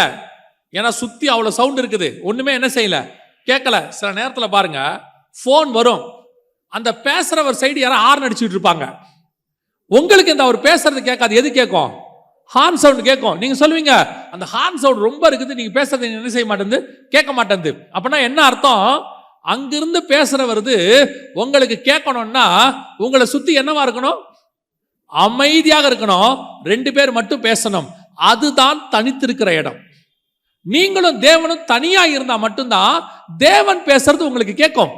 அவர் உங்க லைஃப்ல என்ன வச்சிருக்கிறாரு, எவ்வளவு விஷயத்துக்கு நீங்க கன்ஃபியூஸ் ஆகுறீங்க, எவ்வளவு விஷயத்துல நீங்க தப்பா முடிவெடுக்கிறீங்க. அது உலக பிரகாரமான வேலையாவே இருக்கட்டும், இந்த வேலைக்கு போலாமா வேணாமா, இந்த பிசினஸ் ஸ்டார்ட் பண்ணலாமா வேணாமா, அல்லது இந்த பொண்ணை கல்யாணம் பண்ணலாமா வேணாமா, இல்ல இந்த படிப்பு படிக்கலாமா வேணாமா, வீட்டு இந்த இடம் வாங்கலாமா வேணாமா, வெளிநாட்டுக்கு போலாமா வேணாமா, எவ்வளோ உங்க லைஃப்ல இருக்கு, எவ்வளோ கன்ஃபியூஷன். இதுக்கு நீங்க என்ன பண்றீங்க தெரியுமா? ஒரு சிம்பிள் வேலை செய்யறதுக்கு பதிலா ரொம்ப காம்ப்ளிகேட் ஆக்கிக்கிறீங்க. எப்படி காம்ப்ளிகேட் ஆக்கிக்கிறீங்க? காலையில எழுந்திருச்சு இருட்டோட தேவனோடு தனித்திருக்கிற அதுக்கு போனீங்கன்னா பேசுகிறவனுக்கு திருப்பி பதில் கொடுக்கிற தேவன் தான் நம்முடைய ஆண்டவர். அவர் மறு உத்தரவு கொடுக்கிறவர். உங்க வாழ்க்கைக்கு தேவையான எல்லாவற்றுக்கும் கர்த்தர் பதில் கொடுப்பார். அந்த ஜெபத்தை நீங்க ஏன் தேவன்கிட்ட போய் தனியா கேட்க கூடாது? ஆண்டவர்கிட்ட உட்காந்து ஏன் இதுக்கான பதில் என்ன ஆண்டவர்னு கேட்க கூடாது? ஒவ்வொரு விஷயத்துக்கு நீங்க கேட்கலாம். நான் உங்களுக்கு சொல்றேன், ஒவ்வொரு விஷயத்துக்கு நீங்க கேட்கலாம். நான் என் அனுபவத்தை சொல்றேன், ஆண்டவரோடு கூட எனக்கு இருக்கிற அந்த தொடர்பை வச்சு நான் சொல்றேன். சின்ன சின்ன விஷயத்துக்கு கூட பதில் கொடுக்கிற தேவன் அவர். சிம்பிள் விஷயத்துக்கு உங்களுக்கும் எனக்கு வேணா அது ரொம்ப சிம்பிளா தெரியும். ஆனா கர்த்தரை பொறுத்த வரைக்கும் அது என் பிள்ளைகள் கேட்குது. ஒரு தகப்பன் ஸ்தானத்திலிருந்து ஆண்டவர் அதை செய்வார். கேட்கிற கேள்விக்கு பதில் கொடுப்பார். நீங்க போங்க, முதல்ல ஆண்டவரோட தனித்திருக்கணுங்கிறதான ஒரு சுபாவத்துக்கு வாங்க. நீங்க தான் உங்க பிள்ளைகளுக்காக உபவாசம் இருக்கணும். நீங்க தான் உங்க காரியத்துக்காக ஜெபம் பண்ணுங்க. அப்படி பண்ணி உங்களுக்கு ரொம்ப கன்ஃபியூஸா இருக்கு, எனக்கு சரியாவே புரியல, ஒரு கன்ஃபர்மேஷன் வேணும்னா ஊழியக்காரங்கிட்ட வரலாம். ஊழியக்காரனும் சேர்ந்து ஜெபம் பண்ணி இருவர் ஒருமனப்பட்டிருந்தால் பரலோகத்திற்கு என் பிதாவானது ஆகும்னு சொல்லி உங்களுக்கு ஒரு கன்ஃபர்மேஷன் கொடுக்கலாம். நீங்க ஆண்டவர்கிட்ட உட்காரதில்ல, ஜெபம் பண்றதில்ல. நான் நேரடியாவே சொல்றேன், இங்க உட்கார்ந்து இருக்கிறவங்களை எத்தனை பேர் எனக்கு தெரியாது, ஆனா பெரும்பான்மையானவர்கள் தேவன் பக்கம் உட்கார்றவங்க கிடையாது. காலையில டைம் ஸ்பெண்ட் பண்றவங்க கிடையாது. நல்லா 7 மணிக்கு எழுந்திருச்சு, 6:30 மணிக்கு எழுந்திருச்சு, 7:30 மணிக்கு அறக்க பறக்க கிளம்பி நீங்க சொல்ற வார்த்தை பிஸி பிஸி பிஸி. காலையில 5 மணிக்கு 4 மணிக்கு எழுந்திருச்சு நீ உட்கார்ந்து உங்க குடும்பத்தை நடத்தி பாருங்க. உங்க குடும்பம் ஏன் இப்படி ஒரு மோசமான கண்டிஷன்ல இருக்கு? உங்ககிட்ட பணம் இருக்கு, வீடு இருக்கு, எல்லாம் இருக்கு, ஆனா குடும்பத்துல சமாதானம் இல்லை, குடும்பத்துல நிம்மதி இல்லை, பிள்ளைங்களை குறிச்ச பயம், வீட்டுல பயங்கரமான சண்டை. காரணம் என்ன? இதான், வேற ஒண்ணுமே கிடையாது. கணவனும் மனைவியும் காலையில உட்காரணும். கணவன் மட்டும் உட்கார்ந்தா பத்தாது, மனைவியும் உட்காரணும். இன்னைக்கு நடக்கிறது இல்ல. ஆனா கேட்டா சொல்றது, காலையில் எழுந்திரிக்கணும், பால் காய்ச்சணும், பிள்ளைய ஸ்கூலுக்கு அனுப்பணும், அவரை கேட்டா சொல்லணும் வேலைக்கு போகணும், இந்த டிராபிக்ல போறதுக்கு 1 hour ஆகும், போய் சம்பாதிக்கணும். எல்லாம் உண்மை. இவ்வளவு எதுக்காக? இத்தனை எதுக்காக? உங்களுக்கு கொடுத்த குடும்பத்தை, உங்களுக்கு கொடுத்த வாழ்க்கையை நல்லா நடத்துறதுக்கு. அதுக்கு பணம் மட்டும் பத்தாது, உங்க உழைப்பு மட்டும் பத்தாது. இதுக்கு மேல ஒருத்தர் இருக்கிறாரு, அவர் தான் அதை நடத்த வல்லமை உள்ளவராய் இருக்கிறார். அவருக்கான டைம் கொடுக்கணும், அவரோடு கூட டைம் ஸ்பெண்ட் பண்ணணும், தனியா உட்காரணும். சிலர் சொல்றாங்கல்ல, ஒரு பிள்ளைங்க சொன்னாங்க அவங்க அப்பா பத்தி, பயங்கர பிஸி எங்க அப்பா, இது வரைக்கும் எங்க அப்பா எதுக்குமே எங்க ஸ்கூலுக்கு வந்ததில்லைன்னாங்க. எதுக்குமே வந்ததில்லை, பேரண்ட்ஸ் டீச்சர்ஸ் மீட்டிங்க்கு வந்ததில்லை, ஸ்கூல் சேர்க்கும் போது வந்ததில்லை, ஃபீஸ் கட்ட வந்ததில்லை, எல்லாம் எங்க அம்மா தான் செய்வாங்க, எங்க அப்பா வந்ததே இல்லை. என்ன காரணம்? எங்க அப்பா பிஸி. பிஸி இருக்கட்டும், பிள்ளைங்கிட்ட டைம் ஸ்பெண்ட் பண்ண முடியாத பிஸி, வீட்டில் கொஞ்சம் டைம் ஸ்பெண்ட் பண்ண முடியாத பிஸி, அதையும் தாண்டி தேவனுக்கு டைம் கொடுக்க முடியாதவங்க. இது எப்படி காரணமே புரியல. தயவு செய்து ஒரு டைம் ஒதுக்குங்க, தேவனோடு கூட தனித்திருங்க, யாரையும் அந்த நேரத்தில் சேர்க்காதீங்க.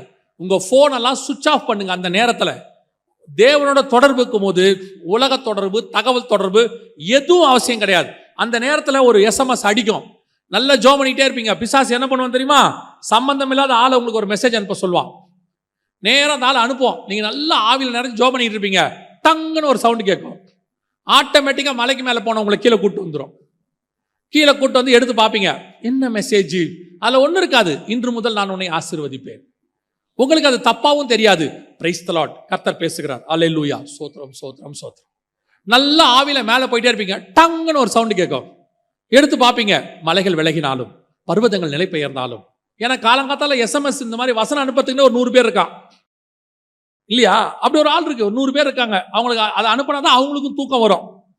இப்போ உங்களை மலையில ஏறவே விடாது. டங்கு டங்கு டங்குன்னு சவுண்டு கேட்க கேட்க ஏறி ஏறி இறங்கிக்கிட்டே இருப்பீங்க. இப்போ உங்களுக்கு அது பாவமாகவும் தெரியாது, ஏன்னா வந்ததெல்லாம் வசனம். கர்த்தர் பேசுறார், கர்த்தர் பேசுறார். கர்த்தர் SMSல பேசுறத விட நேரடியா பேசுவார், உங்களோடு கூட பேசுவார். கர்த்தருடைய சத்தம் கேட்கும். கர்த்தரோடு கூட போய் உட்கார்ற ஒரு அனுபவத்துக்கு வாங்க. அல்லேலூயா.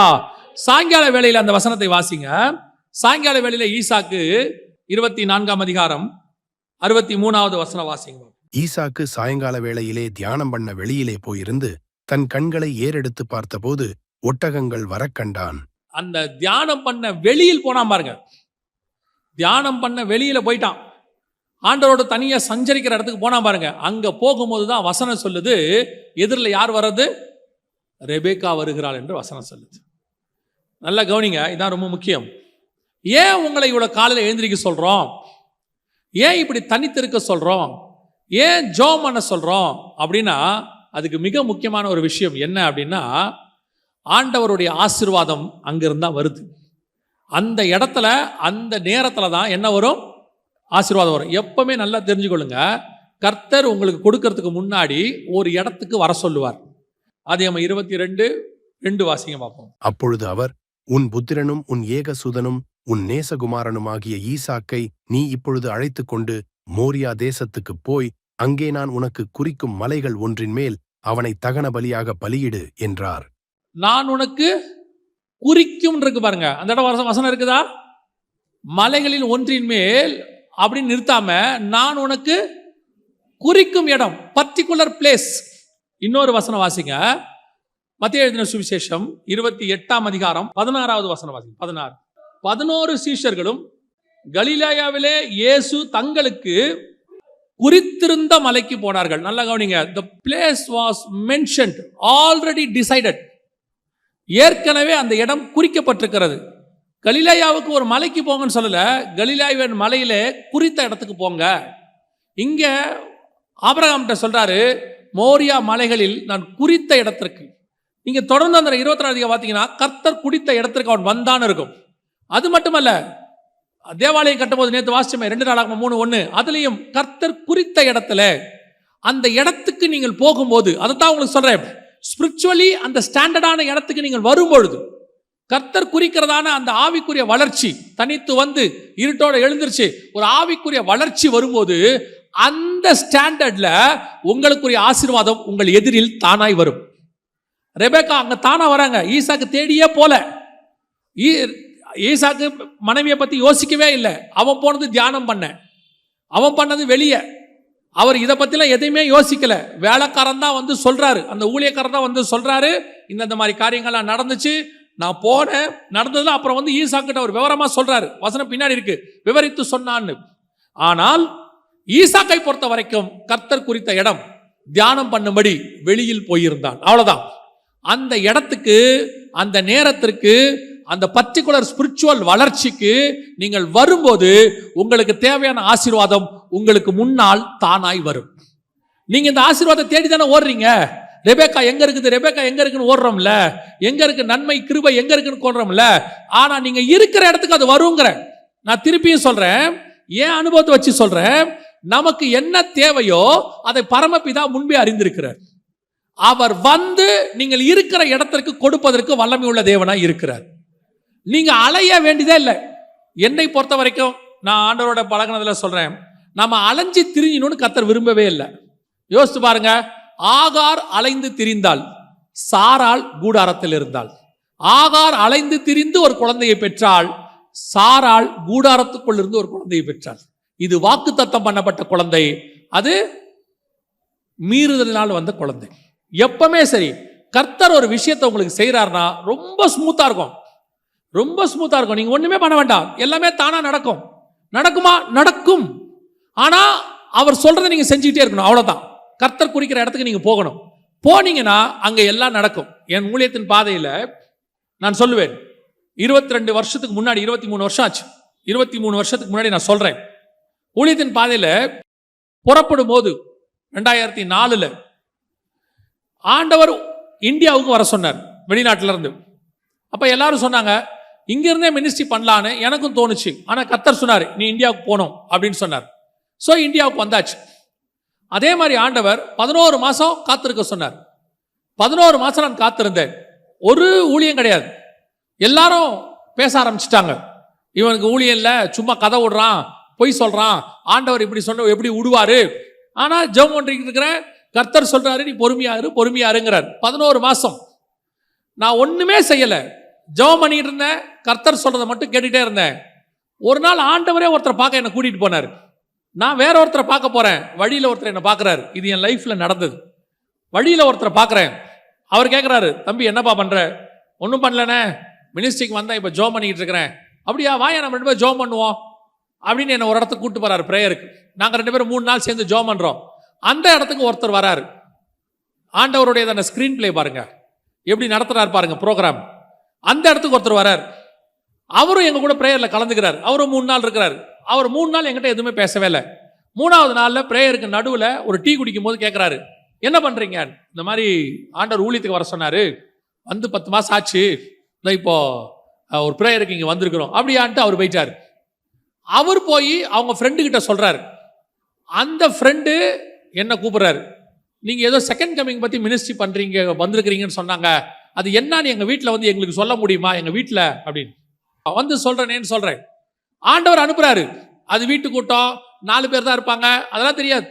போனா 10 பேர் இருந்தாங்க. அவரு, அவர் மனைவி 2 பிள்ளைகள், தம்பி அவங்க மனைவி 2 பிள்ளைகள், வேலை செய்யற 2 பேர், எல்லாம் ஒரு 10 பேர் இருக்காங்க. எங்களுக்கு பேசுங்க, 2ஆம் வருகை பத்தி என்னன்னு சொல்லுங்க அப்படிங்கிறார். நம்ம என்ன யோசிக்கணும், நான் யாரு, வெளிநாட்டுல இருந்து வேலையை விட்டு வந்திருக்கிறேன், உங்க வீட்டுல வந்து பேசுறதுக்காக என்ன ஆண்டவர் கூப்பிட்டாரு? அதெல்லாம் இல்ல. ஆண்டவர் சொல்றாரு இங்க பேசுன்னு. எனக்கு ஆண்டவர் சொல்லி கொடுத்தாரு ஒரு காரியம், என்ன தெரியுமா? எவ்வளவு பெரிய வீட்டுக்கும் சாவி சின்னதுதான். வீடு எவ்வளவு பெருசாவனா இருக்கட்டும், சாவி எப்படி இருக்கும்? அந்த வீடு அளவு இருக்காது. சாவி எப்படி இருக்கும்? அந்த டோரை ஓபன் பண்ற சாவி சின்னதுதான். பெரிய ஆசீர்வாதத்துக்கு சின்ன வழியை கத்தர் வச்சிருப்பார். அதுல ஏறினீங்கன்னா பெரிய ஆசீர்வாதம் கிடைக்கும். அவங்க வீட்டுக்கு போக சொன்னார். போனேன். அவங்க 1 மணி நேரம் பேச சொன்னாங்க. 1.5 மணி நேரம் டைம் கொடுத்தாங்க. பேசியாச்சு, முடிச்சாச்சு, வீட்டுக்கு வந்தாச்சு. மறுநாள் அவங்க சர்ச்சில் இருந்து போன் வருது. நீங்க பாஸ்டர் சொல்றாரு பேசுனீங்களா, ரொம்ப நல்லா இருந்துச்சு, எங்க சபையில ஒரு 2 நாள் பேசுவீங்களா? சரி, ஓகே. அங்க போறோம். அந்த சர்ச்சில் மீட்டிங் நடக்குது. அந்த மீட்டிங்க்கு வந்த பாஸ்டர்ஸ் 2 மீட்டிங் புக் பண்றாங்க. அங்க ஆரம்பிச்ச ஊழியம் இங்க வரைக்கும் வந்து நிக்குது. இது வரைக்கும் யாரையும் கேட்டதும் இல்ல, யாருகிட்ட போய் சொன்னதும் இல்ல, நான் ஊழியம் கொடுங்கன்னு கேட்டதில்ல, நான் சும்மா தான் இருக்கிற வரட்டுமான்னு கேட்கவே இல்லை. இந்த நிமிஷம் வரைக்கும் 23 வருஷம் கர்த்தர் நடத்தி இருக்கிறார். இதைத்தான் சொல்றேன், கர்த்தர் குறித்த இடத்துக்கு போய் நீங்க உட்கார்ந்துட்டீங்கன்னா அவர் உங்களை கொண்டு போவதற்கு வல்லமை உள்ளவராக இருக்கிறார். அது நடக்கும், தானா நடக்கும். எனக்கு ஆண்டவர் சொல்லி கொடுத்ததுதான். ட்ரெயின்ல ஏறி உட்காந்துரு கரெக்ட் டைமுக்கு. நீ சாப்பிடல வேற விஷயம், ட்ரெயின்ல ஏறி உட்காந்துரு. அதுக்கப்புறம் ட்ரெயின் அந்தந்த ஸ்டேஷனுக்கு கரெக்டா போகும். உனக்கு தேவையானது அந்தந்த ஸ்டேஷன்ல வரும். நீ சாப்பிட்டுக்கலாம், தண்ணி குடிச்சுக்கலாம், தூங்கிக்கலாம், கரெக்ட் டெஸ்டினேஷன் போய் இறங்கிடுவீங்க. ஒருவேளை நீங்க 1 மணி நேரம் லேட்டா விட்டுட்டு, உங்க ட்ரெயினை விட்டுட்டு அடுத்த ட்ரெயின்ல ஏறினீங்கன்னா எல்லா ஸ்டேஷனும் லேட்டு தான். 1 hour லேட்.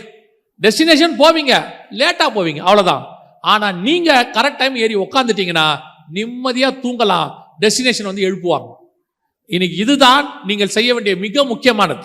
ஆண்டவர் குறிக்கிற இடத்துக்கு போங்க, ஆண்டவர் சொல்ற இடத்துக்கு காத்துருங்க, காலை தோறும் கர்த்தருடைய சமூகத்தில் வெயிட் பண்ணுங்க, தனித்திருங்க. கொண்டு வர வேண்டிய ரெபெக்காளை கர்த்தர் கொண்டு வருவார். கொண்டு வர வேண்டிய ஆசீர்வாதம். ரெபெக்காளா யாரு? மனைவி. மனைவி குறித்து வேதம் என்ன சொல்லுது? வாசிங்க, நீதிமொழிகளின் புஸ்தகம் 18ஆம் அதிகாரம் 22வது வசனம் வாசி. மனைவியை கண்டடைகிறவன் நன்மையானதை கண்டடைகிறான், கர்த்தரால் தயையும் பெற்றுக் கொள்ளுகிறான். நான் சொல்லுவேன், மனைவி கண்டடைகிறவன் நன்மையை கண்டடைகிறான். ஒன்று, நம்மளால் அந்த அம்மாவுக்கு நன்மை இருக்கும், இல்லை அந்த அம்மாவால் நமக்கு நன்மை இருக்கும். ஏதோ ஒன்று இருக்கும். சில நேரத்தில் பிள்ளைகளுக்கு ஜுரம் வரும் பாருங்க. அந்த ஜுரம் வர்றது பிள்ளைகளுக்கு நல்லது. ஏன் தெரியுமா? உங்கள் பிள்ளைகள் உடம்புல இருக்கிற இம்யூனிட்டி பவர் என்ன ஆகும்? ரெஃப்ரெஷ் ஆகும். நீங்கள் நர்ஸையோ டாக்டரையோ கேட்டு பாருங்க, அவங்க சொல்லுவாங்க 6 மாதத்துக்கு ஒரு தடவை 1 வருஷத்துக்கு ஒரு தடவை என்ன வரணும்? நம்ம பாடியில் ஒரு ஜுரம் வரணும், கோல்டு பிடிக்கணும். பிடிச்சா தான் நமக்குள்ள இருக்கிற இம்யூனிட்டி பவர்லாம் என்ன ஆகும்? ரெஃப்ரெஷ் ஆகும். அந்த மாதிரிதான் சில நேரங்களில் இப்படிப்பட்ட காரியங்கள் நடக்கும். அதனால நீங்க நன்மை இல்லைன்னு நினைக்க கூடாது. அதுலயும் என்ன இருக்கும்? ஒரு நன்மை இருக்கும். இப்ப யோசிச்சு பாருங்க, ஈசாக்கு சாயங்கால வேளையிலே தனித்திருக்கும்படி ஆண்டவரோடு கூட போகும்பொழுது எதிரில் என்ன வருது? மனைவி வருது, நன்மை வருது, நன்மையான காரியங்கள் வருது. நீங்கள் தனித்திருக்கும் போது கர்த்தர் நன்மையான ஈவுகளை கட்டளையிட வல்லமை உள்ளவராக இருக்கிறார். அல்லேலூயா. யாக்கோபின் புஸ்தகம் 1ஆம் அதிகாரம் 17வது வசனம் வாசி. நன்மையான எந்த ஈவும் பூரணமான எந்த வரமும் பரத்திலிருந்து உண்டாகி ஜோதிகளின் பிதாவினிடத்திலிருந்து இறங்கி வருகிறது. அப்ப நன்மையான ஈவு பிதாவினிடத்திலிருந்து இறங்கி வருதுன்னா அதை போய் வாங்குகிறவர்களாக நீங்கள் நான் இருக்கணும். ஆண்டவர் கொடுப்பதுக்கு ரெடி, ஆனா வாங்கறதுக்கு நம்ம ரெடியா இல்ல. ஏன்னா வாங்கணும்னா அந்த இடத்துக்கு போகணும், வாங்கணும்னா அந்த பர்டிகுலர் பிளேஸ்க்கு நீங்க போகணும், போனா தான் கிடைக்கும். சிலருக்குலாம் பாத்தீங்கன்னா அந்த வரம் வேணும், இந்த வரம் வேணும். நான் சொல்லுவேன், மோசே எவ்வளவு தேவனோடு கூட தன்னை இணைத்துக் கொண்டாரோ அவ்வளவுக்கு அவ்வளவு தேவனிடத்திலிருந்து வெளிப்பாடுகளை பெற்றுக்கொண்டார். இப்போ யோவான் வெளிப்படுத்தின விசேஷம் பெறணும், பெற்றுக்கொள்ளும் பொழுது அவர் எங்க இருந்தார்னு வசனம் சொல்லுது? பத்மு தீவிலே. எப்படி விடப்பட்டிருந்தார்? தனித்து விடப்பட்டிருந்தார். அந்த வசனம் சொல்லுது, நான் பத்மு தீவிலே தனித்து விடப்பட்டிருந்த போது பாடுகள் நிமித்தம் அவர் இருக்கிறார். இருக்கும் பொழுது வெளிப்படுத்தின விசேஷம் கிடைக்குது. இதுவே 12 சீஷர்களோட இருக்கும் பொழுது இயேசு கிட்ட இருந்து அன்பு கிடைக்குது. இயேசுவின் மார்புல சாஞ்சிக்கிறார், எல்லாம் இருக்கு, இல்லைன்னு சொல்லல. ஆனா தனித்திருக்கும் பொழுதுதான் இனி சம்பவிக்க போகிறவை நான் உனக்கு காண்பிப்பேன் வா என்று சொல்லி. அதைத்தான் உங்களுக்கு சொல்றேன். எவ்வளவுக்கு எவ்வளவு நீங்கள் தேவனோடு கூட அவர் இப்ப யோசிச்சு பாருங்க, யோவானுக்கு அந்த வெளிப்படுத்தின விசேஷம் கிடைக்கணும்னா அவர் பத்மு தீவுல போய் இருக்கணும், அப்பதான் கிடைக்கும். இந்த மோசேக்கு 5 ஆகமம் கிடைக்கணும்னா அவர் மலை உச்சியில மேகத்துக்குள்ள போகணும், அப்பதான் கிடைக்கும், இல்லைன்னா கிடைக்காது. இயேசு கிறிஸ்து தனித்து போனாதான் தினந்தோறும் கற்றுக்கொள்ளுகிறதை போல கற்றுக்கொள்ள முடியும், இல்லைன்னா கிடைக்காது. ஈசாக்கு சாயங்கால வேளையில தனித்திருக்கும்படி வெளியே போனாதான் நன்மையான ஈவு அவர் எதிரில் வரும். எல்லாமே ஒரே லைன் தான். இன்னைக்கு உங்களுக்கு அந்த நன்மையான ஈவு எதிர்பார்க்கறீங்க, ஆசீர்வாதத்தை எதிர்பார்க்கறீங்க, எனக்கு எல்லாம் தரணும், எல்லாம் கிடைக்கணும்னு சொல்றீங்க. ஆனா கிடைக்குதானா? இல்ல. நீங்களே குற்றப்படுத்துகிறீங்க, என்னமோ தெரியலங்க, ஒரு ஆசீர்வாதம் வரமாட்டேங்குது, ஒன்னும் கிடைக்க மாட்டேங்குது. ஆனா ஒன்னும் பிரச்சனை இல்லை, ஆனா எதிர்பார்க்கிற மாதிரி ஆவிக்குரிய வாழ்க்கை இல்ல, எதிர்பார்க்கிற மாதிரி ஊழியம் இல்லை. ஏன் இல்ல? ஏன் இல்ல? கர்த்தர் அந்த இடத்துக்கு வர சொன்ன இடத்துக்கு நீங்க இன்னும் போகல. ஆண்டவர்கிட்ட சொல்லுங்க, ஆண்டவரே நான் எங்க வரணும், நான் என்ன செய்யணும், நான் எவ்வளவு தூரம் உங்களோட இணையணும் கேட்டு பாருங்க. நீங்க அப்படி கேட்க கேட்க ஆண்டவரோடு கூட டைம் ஸ்பெண்ட் பண்ண, ஆண்டவரோடு கூட தனித்து இருக்கும் பொழுது ஆண்டவர் நன்மையான ஈவுகளை கட்டளையிட வல்லமை உள்ளவராக இருக்கிறார். இப்ப என்ன கிடைக்குது இந்த இடத்துல? யாக்கோபுல நன்மையான ஈவும் பூரணமான வரம். மனைவி என்பது நன்மை, அதன் வழியாக வரங்கள், அதான் பைபிள் சொல்லுது. அடுத்து இதே காரியம் இன்னொரு மனைவியை பத்தி வசனம் இருக்குது, வாசிங்க. உங்களுக்கு தெரிஞ்ச வசனம் தான், சங்கீதங்களின் புஸ்தகம் 128:3 வாசிங்க. உன் மனைவி உன் வீட்டோரங்களில் கனி தரும் திராட்சை கொடியை போல இருப்பா. அடுத்து என்ன கிடைக்குது? கனி கிடைக்குது. ஃபர்ஸ்ட் வரம் கிடைக்குது, அடுத்து என்ன கிடைக்குது? கனி. ஆவியானவர்கிட்ட இருந்து 2 தான் கிடைக்கும், ஒன்று வரம், இன்னொன்று கனி. இது 2 கிடைக்கும்.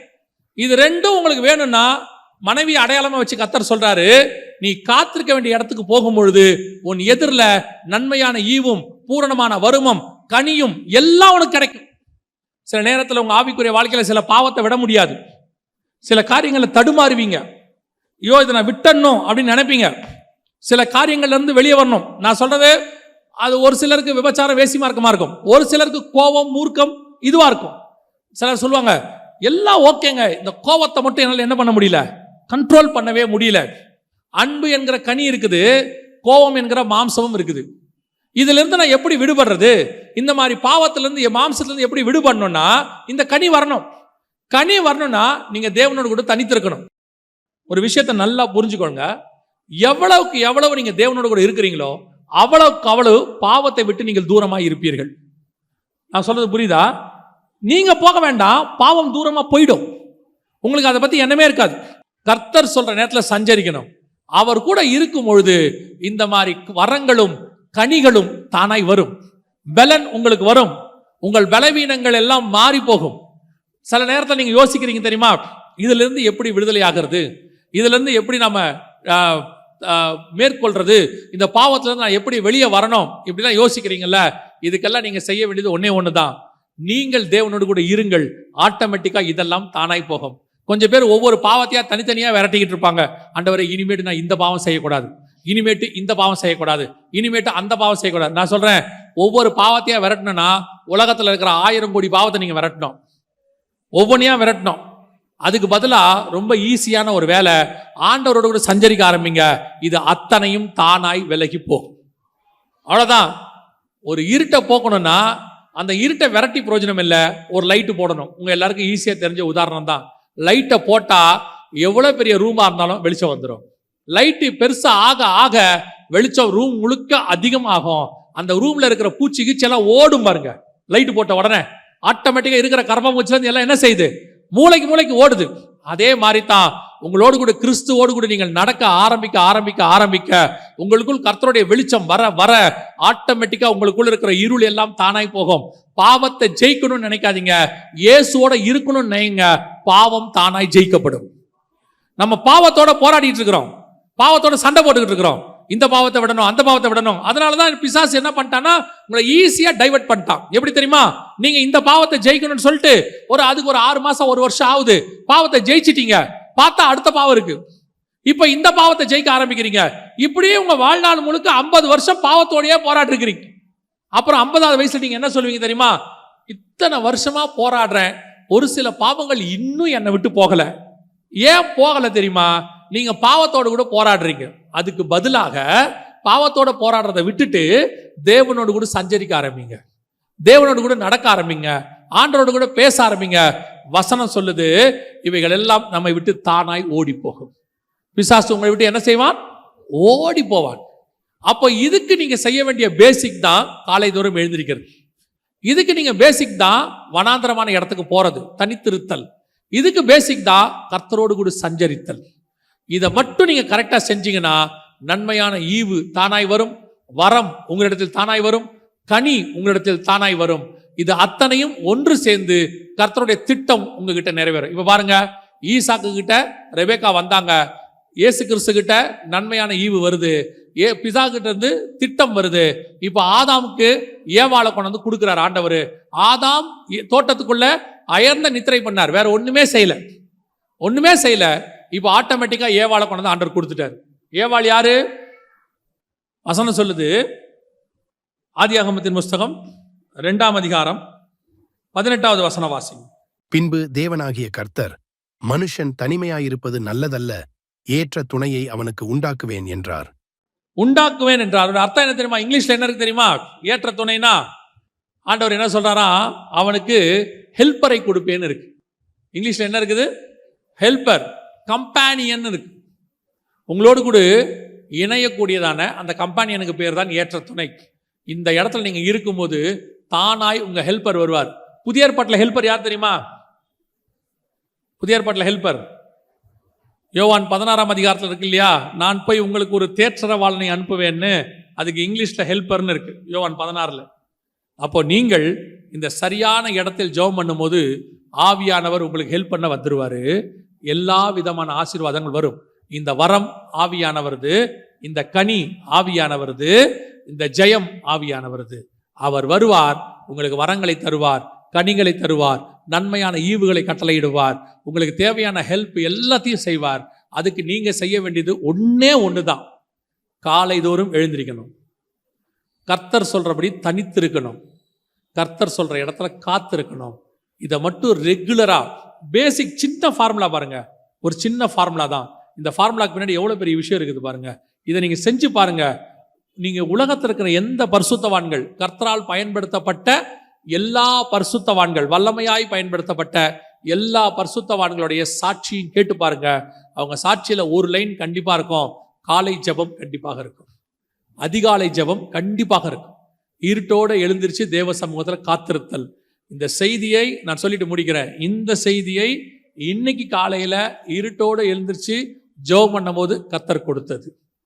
ஆண்டவர் இந்த வசனங்கள் எல்லாம் அடுத்து கொடுத்து, இது ஆண்டவர் இன்னைக்கு காலையில உங்களுக்கு பேச சொன்னதான செய்தி. அப்போ உங்க சபையில ஆண்டவர் ஏதோ ஒரு காரியத்தை எதிர்பார்க்கிறார். ஒரு சிலரை கர்த்தர் எழுப்ப விரும்புகிறார். நீங்கள் அது இயேசு கிறிஸ்துவுக்கான அந்த சீஷருடைய ஊழியத்தை செய்வீர்களோ, அல்லது ஈசாக்கை போல நீங்கள் கர்த்தரிடமிருந்து திட்டத்தை பெற்றுக்கொள்வீர்களோ, நன்மையான ஈவுகளை பெற்றுக்கொள்வீர்களோ, வரங்கள் கனிகளை கேட்கிறீங்களோ, எதை கேட்கிறவங்களா இருந்தாலும், நன்மையான ஈவுகளை கேட்கிறவங்களா இருந்தாலும், வரங்களை கேட்கிறவங்களா இருந்தாலும், அல்லது கனியை கேட்கிறவங்களா இருந்தாலும், உங்க அத்தனை பேருக்கும் கர்த்தர் கொடுக்கிற ஒரே சொல்யூஷன், ஒரே வார்த்தை, இனி ஒவ்வொரு நாளும் அதிகாலையில இருட்டோட எழுந்திருச்சு தேவ சமூகத்தில் தனித்திருங்கள். நீங்கள் கேட்கிற அத்தனையும் கொடுப்பதற்கு கர்த்தர் வல்லமை உள்ளவராய் இருக்கிறார். அல்லேலூயா. அது சக்சஸ் ஆக இருக்கட்டும், அல்லது பாவத்தை ஜெயிக்கிறதா இருக்கட்டும், அல்லது நீங்கள் விரும்புகிற ஆசீர்வாதமா இருக்கட்டும், அத்தனைக்கும் இது ஒண்ணுதான் ஃபார்முலா. ஆமென். நாம் ஜெபிக்க போகிறோம். ஏந்திரிக்கலாமா நம்ம தேவ சமூகத்துல? உங்களை எத்தனை பேர் ஆண்டவரை நோக்கி சில காரியங்களுக்காக ரொம்ப நாளா ஜெபம் பண்ணிட்டு இருக்கீங்க? நான் ஸ்பிரிச்சுவலாவே கேட்கிறேன். உங்களுக்கு வரங்களும் கனியையோ அல்லது பாவத்தை மேற்கொள்ளுதலோ, உங்கள் பலகீனங்களிலிருந்து விடுதலையாகணும்னோ, சில காரியங்கள் எங்களுக்கு கிடைக்கணும்னு சொல்லியோ, உங்களை எத்தனை பேர் இத்தனை ரொம்ப நாட்களா ஜெபம் பண்ணிக்கிட்டு இருக்கிறீங்க? உங்க வாழ்க்கையில் நான் ஜெபம் பண்ணிட்டே இருக்கிறேன், ஆனா இன்னும் எனக்கு அது வரல.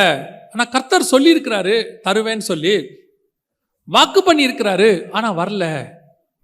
இன்னைய வரைக்கும் அது என்ன தடனே எனக்கு தெரியல, நான் யோசிக்கிறேன், இன்னும் எனக்கு அது சேரல அப்படின்னு உங்களை எத்தனை பேர் நினைச்சிட்டு இருக்கிறீங்க? அப்படிப்பட்டவங்களுக்கு ஆண்டவர் கொடுக்கிறதான ஒரு வாக்கு தத்தம் அல்லது ஒரு வழிமுறை, நீ பெற்றுக்கொள்வதற்கு கர்த்தர் சொல்லக்கூடியதான ஒரு மிக முக்கியமான ஹெல்ப், வழி, உதவி என்ன தெரியுமா? ஆண்டவர் உன்னோடு கூட தனித்திருக்க விரும்புகிறார். உங்க கூட ஆண்டவர் பேச விரும்புகிறார். அப்பொழுது உங்களுக்கு அதை தர விரும்புகிறார். இது கர்த்தர் உங்களுக்கு கொடுக்கிற வார்த்தை. நீ நெடுநாய் காத்திருக்கிற காரியம் நிச்சயம் கிடைக்கும். ஆனால் நான் சொல்லுகிற இடத்துக்கு நீ வா. ஈசாக்கை எல்லா இடத்துலையும் பலி கொடுக்க முடியாது. தேவாலயத்தை எல்லா இடத்துலையும் கட்ட முடியாது. சீஷர்களோடு கூட எல்லா இடத்துலையும் பேசினாலும், ஆனால் மலைக்கு மேலே பேசுகிற மாதிரி வராது. அதே மாதிரி உனக்கும் சில காரியங்களை நான் வைத்திருக்கிறேன்.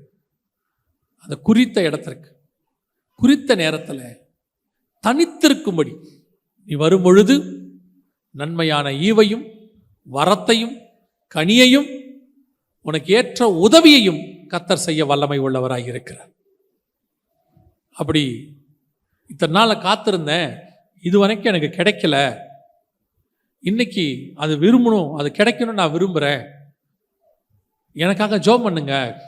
ஆண்டவர் இன்னைக்கு எனக்கு ஒரு வழியை சொல்லி கொடுத்துருக்கிறாரு, ஆண்டவர் எனக்கு தெரியப்படுத்தியிருக்கிறாரு அப்படின்னு சொல்கிறவங்க, விரும்புகிறவங்க, அதை பெற்றுக்கொள்ள விரும்புகிறவங்க, உங்களுடைய கரங்களை ஆண்டவருக்கு நேராக உயர்த்திய, இத்தனை நாட்கள் நான் ரொம்ப காரியத்துக்காக ஜெபம் பண்ணிக்கிட்டு இருந்தேன், அது எனக்கு வரவே இல்லை, ஏன் வரலன்னு எனக்கு தெரியல, ஆனால் ஆண்டவரும் சொன்னார் வரும்னு சொல்லி, இப்போதான் எனக்கு தெரியுது அது கிடைக்கிற இடத்துக்கு நான் போகலை, கர்த்தர் குறித்து வைத்த இடத்துக்கு நான் போகலை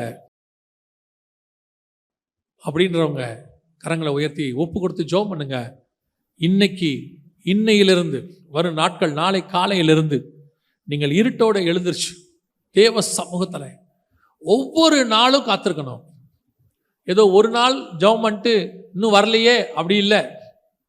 நினிவே ஜனங்கள் 40 நாள் ஜெபம் பண்ணாங்களாம், பார்த்துட்டு தான் கர்த்தர் ஆசீர்வதிச்சாராம். நீங்கள் உண்மையாய் காத்திருக்கும் பொழுது கர்த்தர் நிச்சயமாய் உங்களுக்கு சொன்னவைகளையும் சொல்லாதவைகளையும் செய்ய வல்லமை உள்ளவராய் இருக்கிறார். நீங்கள் கேட்டவைகளையும் கேட்காதவைகளையும் கொடுப்பதற்கு வல்லமை உள்ளவராய் இருக்கிறார். நீங்கள் விரும்பினதையும் விரும்பாதவைகளை, அவர் விரும்பினதையும் சேர்த்து உங்களுக்கு தருவதற்கு வல்லமை உள்ளவராய் இருக்கிறார். இது கர்த்தர் உங்களுக்கு வாக்கு பண்ணுகிறார். ஒப்பு கொடுப்போமா? சர்வ வல்லமை உள்ள எங்கள் தகப்பனே, நெடுநாளாய் காத்திருந்து ஜெபித்து பெற்றுக்கொள்ளவில்லை என்று ஏக்கத்தோடு இருந்து இன்னைக்கு காலையில இப்பொழுது ஒப்பு கொடுத்து கரங்களை உயர்த்தி ஜெபிக்கிறவர்களுக்காய் நான் ஜெபிக்கிறேன். நீர் சொல்லி அனுப்பின வார்த்தை, நீர் சொன்ன தூது இவர்கள் மத்தியில வந்ததுக்காய் ஸ்தோத்திரம். அதை பெற்றுக்கொள்ளுகிற வழியை இவர்களுக்கு காண்பித்ததுக்காய் ஸ்தோத்திரம். வருகிற நாட்களிலே இவர்கள் ஏறெடுத்த ஜெபம், காத்திருந்த காத்திருக்குதல் எல்லாவற்றுக்கும் பதில் கொடுத்து கர்த்தர் எனக்கு அதை தந்தார் என்று இவர்கள் சாட்சி பகரத்தக்கதாகும். கர்த்தர் நீர் இவர்களை ஆசீர்வதிக்க போற தயவுக்காய் ஸ்தோத்திரம். இந்த வார்த்தைகள் ஒவ்வொருத்தருடைய வாழ்க்கையிலும் 100% நிறைவேற போற தயவுக்காய் ஸ்தோத்திரம். ஆண்டவரே வழி இதுவே என்று இவர்கள் காண்பித்தீர் ஆண்டவரே. அந்த ஃபார்முலாவை நீர் சொல்லிக் கொடுத்ததுக்காக ஸ்தோத்திரம். இனி இந்த பகுதியில முதல் துதி எங்கள் துதியாக இருக்கும். காலையில ஏறெடுக்கிற துதி எங்கள் சபையின் துதியாக இருக்கும். கர்த்தருக்கு சித்தமானால் ஒவ்வொரு நாள் காலை 5 மணிக்கு எங்கள் சபையே கூடி உம்மை ஆராதிக்கிற ஆராதனையில பங்கு பெற கர்த்தர் கிருபை பாராட்டுங்க. பரலோகத்துக்கு எட்டுகிற முதல் துதி இந்த ஏரியாவிலிருந்து எங்கள் துதியாக இருக்கட்டும். இயற்கை கூப்பிடுவதற்கு முன்பாக ஆண்டவரே, பறவைகள் கூப்பிடுவதற்கு முன்பதாக நாங்கள் உம்மை கூப்பிட கர்த்தர் எங்களுக்கு கிருபை பாராட்டும். மகிமையுள்ள கரத்தில் எங்களை தாழ்த்துகிறோம். எங்கள் ஆண்டவர் இயேசு கிறிஸ்துவின் நாமத்தில் ஒப்பு கொடுத்து ஜெபிக்கிறோம் ஜீவனுள்ள நல்ல பிதாவே.